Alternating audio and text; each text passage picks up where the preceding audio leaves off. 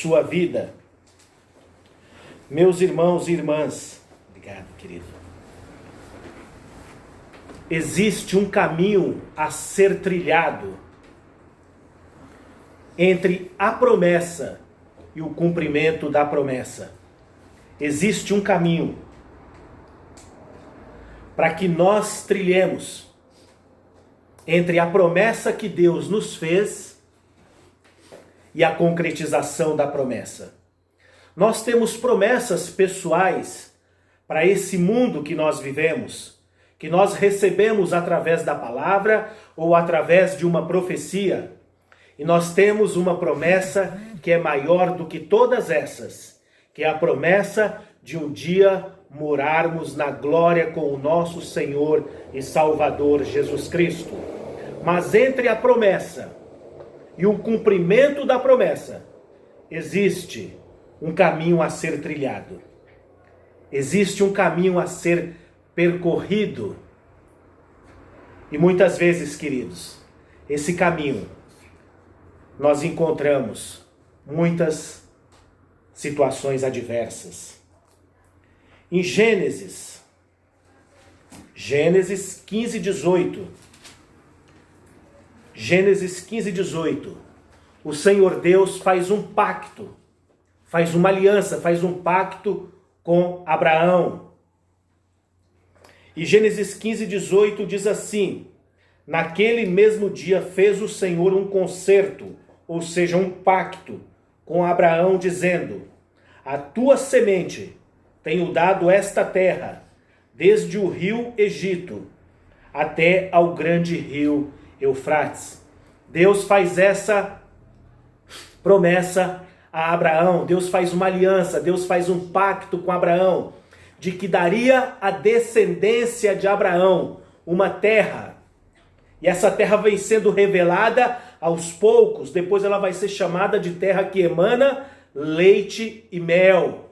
Quer dizer, uma terra boa, terra que emana leite e mel. Mas como eu disse, queridos, entre a promessa e o cumprimento da promessa, existe um caminho a ser trilhado. E muitos, infelizmente, não têm compreendido isso.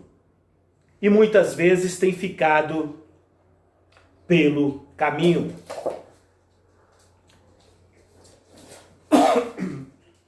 Muitas vezes tem ficado pelo caminho.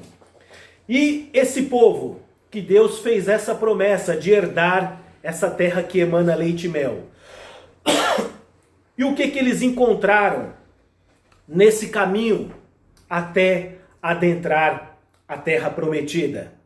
A terra que emana leite e mel. Eles enfrentaram medo.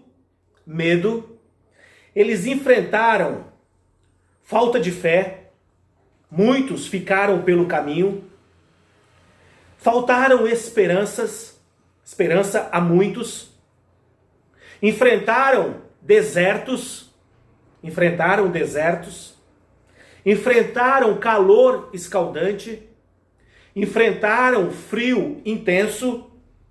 Enfrentaram exércitos inimigos. Enfrentaram mar revolto. Enfrentaram montanhas intransponíveis, enfrentaram rios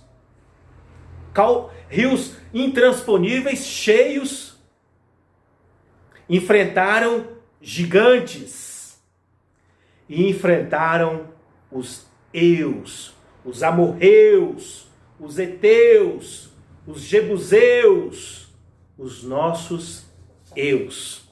Quantos inimigos, quantos adversários, quantas situações adversas esse povo enfrentou.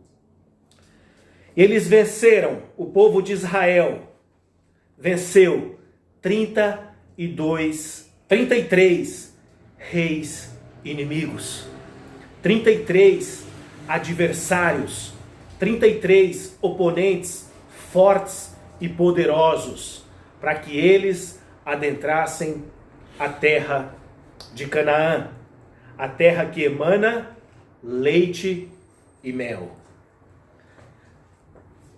Acho que deu algum probleminha ali, mas nós vamos continuar. Nós vamos continuar. Louvado seja o nosso Deus.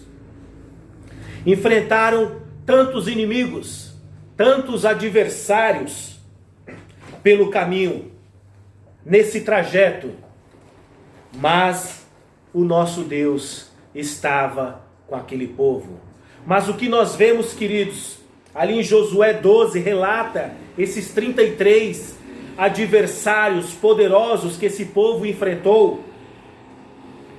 E nós também vemos em Números 14 e 29, que muitos nessa caminhada ficaram pelo caminho.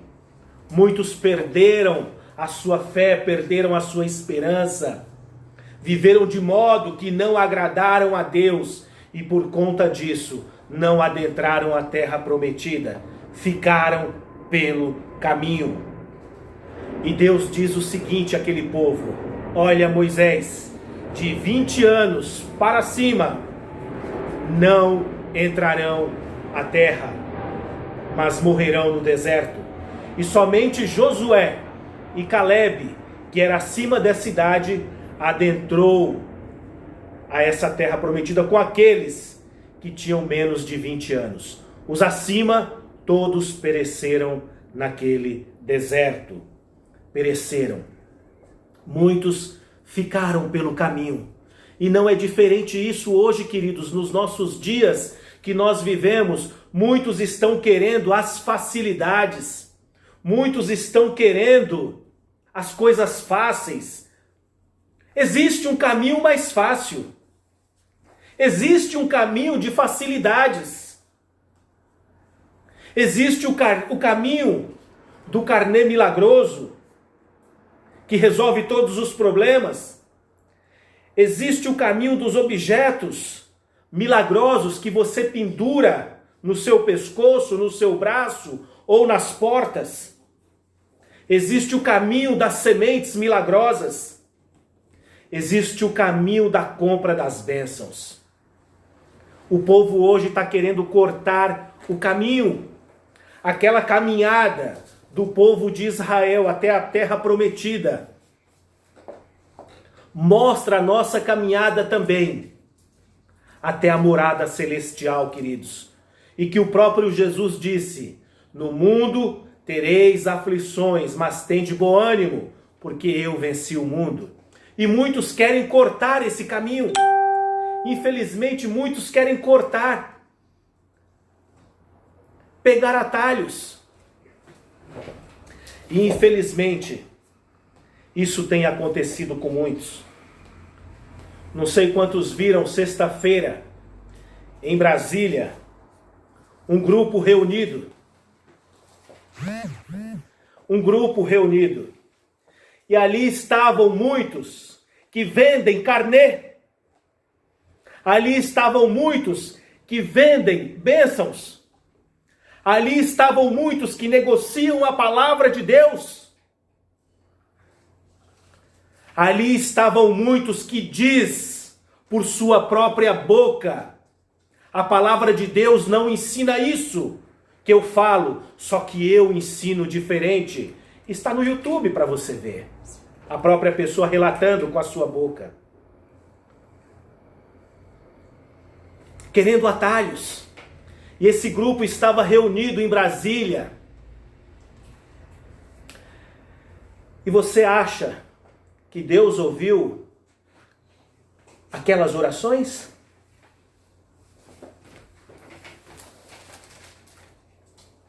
Meus irmãos, em 1 Reis 22,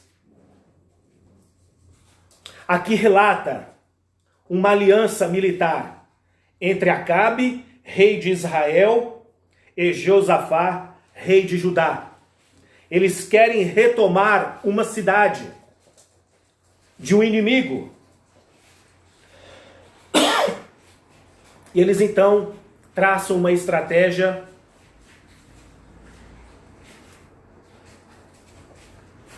e formam uma aliança militar para enfrentar esse inimigo comum. E o rei de Israel, Acabe, manda chamar em torno de 400 profetas. E todos aqueles profetas profetizaram: vai, rei, a vitória é tua. Vai, rei, porque vocês terão sucesso. E no 22:11 de 1 Reis, diz assim: e Zedequias, filho de Quenaaná, fez para si uns chifres de ferro e disse: assim diz o Senhor, com estes ferirás aos sírios até de todo os consumir. Esse Zedequias era um desses, dos 400 que Acabe mandou chamar. Ele então faz ali uma alegoria, faz ali uns chifres de ferro. E a gente vê que essa criatividade também não é privilégio dos nossos dias, não é? Fazem portais imensos, fazem gigantes de 4, 5 metros, põem no púlpito, fazem tantas coisas para prender a atenção do povo. E esse daqui fez um chifre. Falou: olha, vocês vão vencer esse inimigo, vocês vão ter sucesso. Porque assim diz o Senhor. Olha, usando ainda o nome de Deus. Os 400, todos eles dizendo unanimemente: vocês terão sucesso. E aí Josafá, ele tem ali um discernimento de espírito. Ele pergunta a Acabe: não existe um outro aí do Senhor também para trazer uma profecia, para trazer alguma coisa da parte do Senhor? E Acabe diz: existe um homem chamado Micaías.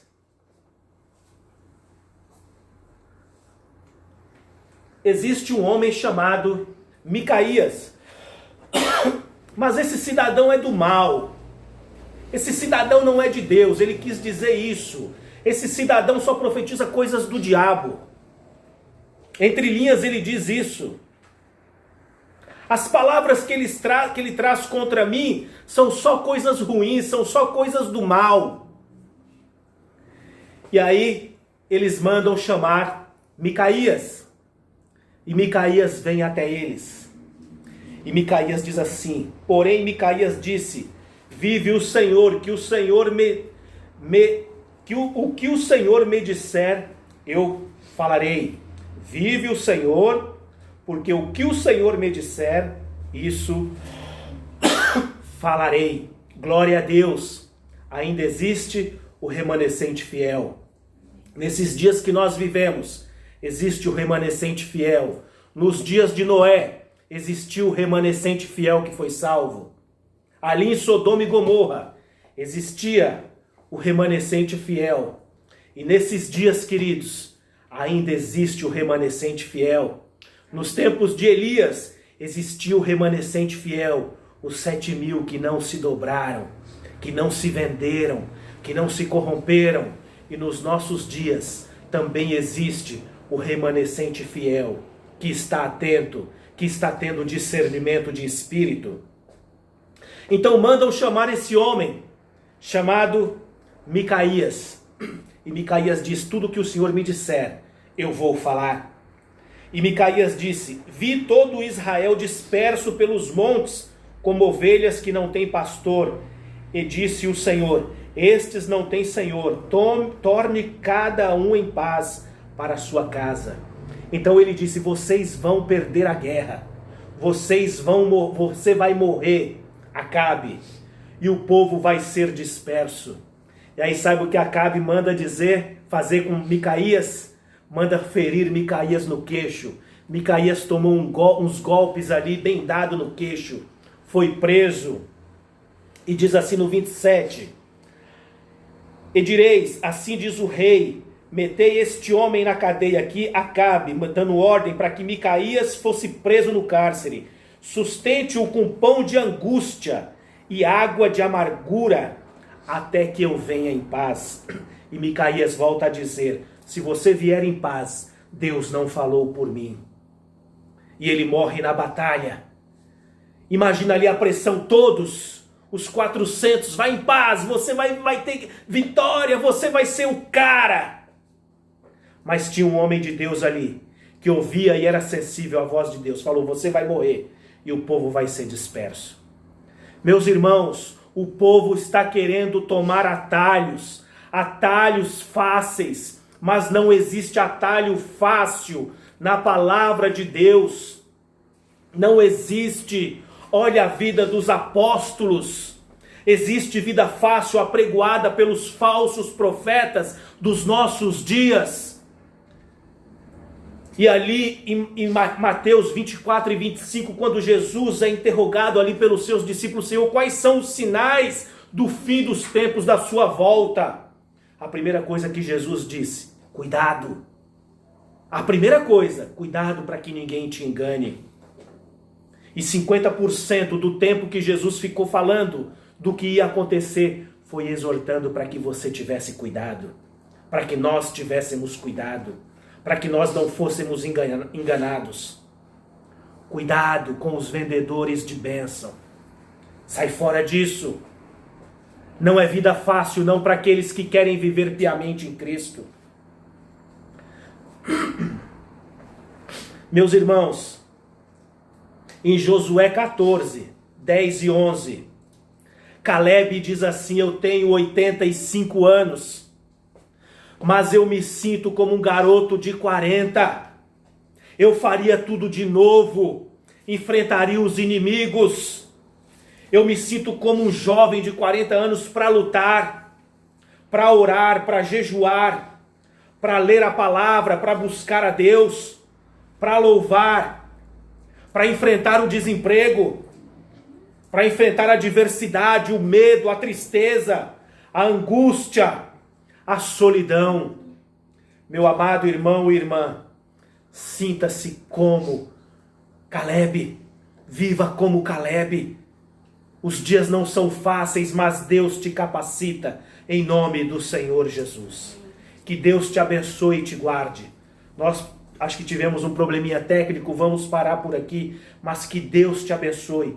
Ouça, veja depois esses versículos, esses textos, o que Deus diz de Caleb, como Caleb age. Tenho 85 anos, mas eu me sinto como 40, estou cheio de disposição para lutar. Não se abale com essas circunstâncias, não se abale com o medo, não se abale com a falta de dinheiro, de emprego, com o aluguel atrasado, porque você, se você for o remanescente fiel, Deus vai te socorrer em nome de Jesus. E eu quero profetizar isso na sua vida. Você verá a mão de Deus esta semana na sua vida. Em nome do Senhor Jesus. Que Deus te abençoe, que Deus te guarde, que Deus faça resplandecer a luz dele sobre a sua vida e a sua família nesta semana. Que Deus te abençoe. Amém e amém. Glória a Deus, queridos. Louvado seja Deus, pastor. Amém.